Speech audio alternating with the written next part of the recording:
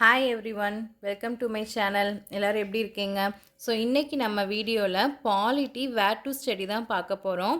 So இதுலேருந்து எத்தனை questions கேட்பாங்க அப்படின்னா 15 கொஸ்டின்ஸ் கேட்பாங்க. ஸோ குரூப் 2 அண்ட் குரூப் 4 ரெண்டுக்குமே ஒரே சிலபஸ் தான். ஸோ இதில் நம்ம ஃபர்ஸ்ட் என்ன பார்க்க போகிறோம் அப்படின்னா சிலபஸில் ஃபஸ்ட்டு பாருங்கள், இந்திய அரசியலமைப்பு, அரசியலமைப்பின் முகவுரை, அரசியலமைப்பின் முக்கிய கூறுகள். நெக்ஸ்ட் ஒன்றியம், மாநிலம் மற்றும் யூனியன் பிரதேசங்கள். ஸோ இப்போ பார்த்தீங்க அப்படின்னா ஃபஸ்ட்டு இருக்கிறது எல்லாமே ஒரே கேட்டகரிக்குள்ளே வரும். அதாவது இந்திய அரசியலமைப்பு, அரசியலமைப்பின் முகவுரை, அரசியலமைப்பின் முக்கிய கூறுகள். ஸோ இப்போ நம்ம நார்மலாக எப்படி படிப்போம் அப்படின்னா சிக்ஸ்த்து ஃபுல்லாக படிப்போம், செவன்த்து ஃபுல்லாக படிப்போம். ஸோ இங்கே நான் எப்படி கொடுத்துருக்கேன் அப்படின்னா இந்த கேட்டகரிக்குள்ளே மட்டும் வர்ற லெசன்ஸ் தனியாக உங்களுக்கு ஸ்ப்ளிட் பண்ணி கொடுத்துருக்கேன். அதுக்கப்புறமா ஒன்றியம், மாநிலம் மற்றும் யூனியன் பிரதேசங்கள். ஸோ இந்த கேட்டகரிக்குள்ளே வர லெசன்ஸ் என்னென்னவோ அதை நான் அனலைஸ் பண்ணி அதை தனியாக ஸ்ப்ளிட் பண்ணி கொடுத்துருக்கேன். ஸோ இப்போ பாருங்கள், ஸோ இது எதுக்குள்ளே கவர் ஆகுது அப்படின்னா சிக்ஸ்த்து ஃபர்ஸ்ட் டேர்மில் லெசனும் மென்ஷன் பண்ணியிருக்கேன். First lesson. ஸோ என்ன லெசன் அப்படின்னா பன்முகத்தன்மையினை அறிவோம். ஸோ பேஜ் நம்பரோட கொடுத்துருக்கேன், நீங்கள் நோட் பண்ணி வச்சுக்கோங்க. நெக்ஸ்ட்டு சிக்ஸ்த்து ஃபர்ஸ்ட் டேர்மில் செகண்ட் லெசனுமே இந்த டாபிக்குள்ளே உங்களுக்கு கவர் ஆகும். நெக்ஸ்ட்டு செகண்ட் டேர்மில் ஃபர்ஸ்ட் லெசன் தேசிய சின்னங்கள். இது பேஜ் நம்பர் 173 இருக்குது. ஸோ இந்த மாதிரி நான் உங்களுக்கு ஸ்ப்ளிட் பண்ணி கொடுத்துருக்கேன். ஸோ இந்த மாதிரி நீங்கள் எழுதி வச்சுக்கிட்டீங்க அப்படின்னா நோட்ஸ் எடுக்கிறப்பையுமே நீங்கள் இந்த லெசன்ஸ்லாம் படிச்சுட்டு வந்தீங்கன்னா இந்த டாபிக்ஸ்குள்ளே உங்களுக்கு கவர் ஆயிரும். நெக்ஸ்ட்டு பாருங்கள், 8th சோசியல் லெசன் 3ல் சமய சார்பின்மை புரிந்து கொள்ளுதல். இது page number 215. 10th social. So இது ரொம்ப இம்பார்ட்டன்ட் லெசன்.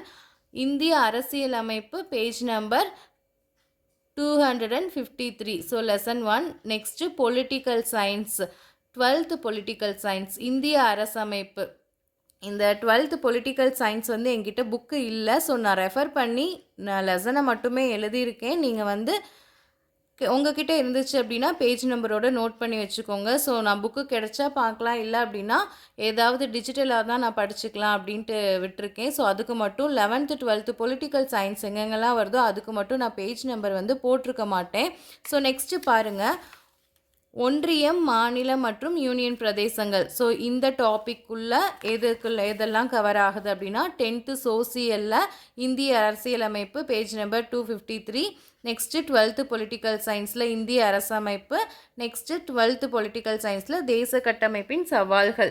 ஸோ இது பார்த்தீங்க அப்படின்னா ஒரு லெசன் 2 லெசன் 2-3 தடவை ரிப்பீட்டட் ஆகிருக்கும். ஏன் அப்படின்னா இந்த டாபிக்குள்ளேயும் அந்த லெசன் கவர் ஆகும், இந்த டாபிக்குள்ளேயும் நான் அந்த லெசன் கவர் ஆகும். ஸோ அதனால் நான் எதையும் விடாமல் அதுலேயும் நான் எழுதியிருக்கேன். நீங்கள் படிக்கிறப்ப என்ன பண்ணுறீங்க அப்படின்னா ஒரு தடவை இதை படித்தா போதும். ஸோ ரெஃபர் அப்படின்னு போட்டு இந்த டாபிக்குள்ளேயுமே அந்த லெசன்ஸ் வர மாதிரி பார்த்துக்கோங்க.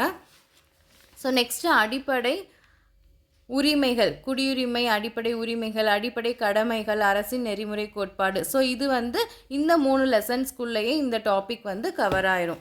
ஸோ நெக்ஸ்ட்டு பாருங்கள், ஸோ இந்த மாதிரி நான் இங்கிட்டு இருக்கிறது எல்லாமே சிலபஸ், இங்கிட்டு இருக்கிறது எந்த ஸ்டாண்டர்டில் எந்த லெசன் அப்படின்னு எழுதியிருப்பேன். இதில் லெசனும் எழுதி அது எங்கேருந்து எது வரைக்கும் படிக்கணும் பேஜ் நம்பரோடு எழுதியிருப்பேன். ஸோ இந்த சைடு நான் எதுவும் எழுதலை. ஸோ எக்ஸ்ட்ரா ஏதாவது சோர்ஸ் எழுதணும் அப்படின்னா எழுதிக்கலான்னு இந்த பேஜை நான் விட்டு வச்சுருக்கேன்.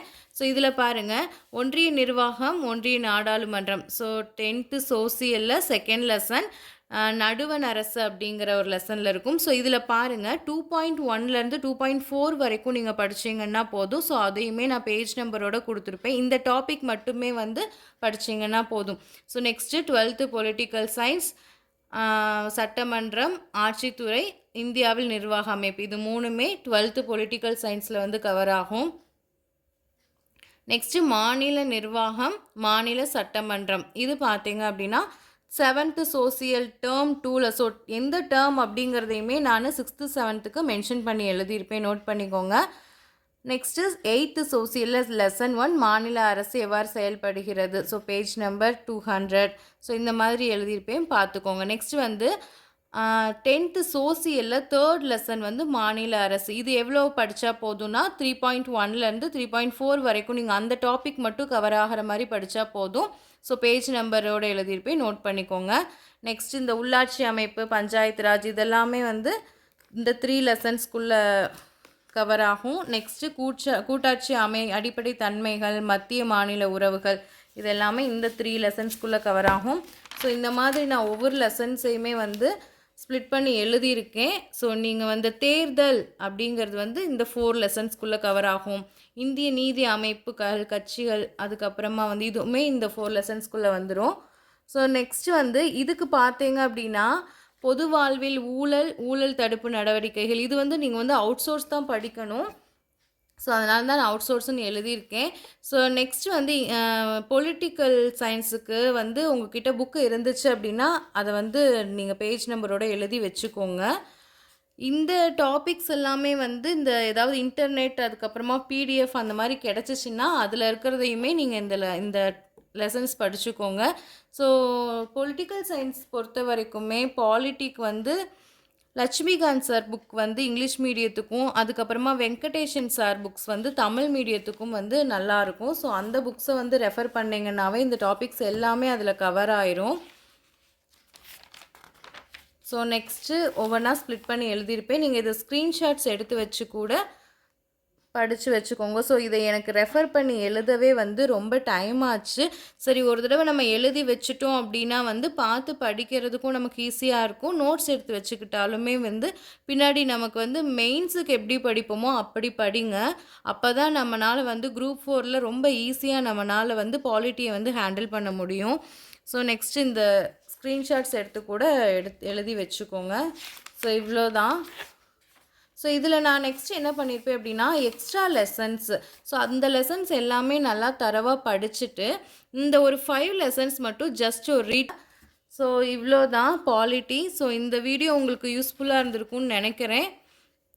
ஸோ இந்த வீடியோ உங்களுக்கு யூஸ்ஃபுல்லாக இருந்திருக்கும் அப்படின்னா லைக் பண்ணிக்கோங்க, ஷேர் பண்ணிக்கோங்க. ஸோ மறக்காமல் நம்ம சேனலை சப்ஸ்கிரைப் பண்ணிக்கோங்க. தேங்க்ஸ் ஃபார் வாட்சிங்.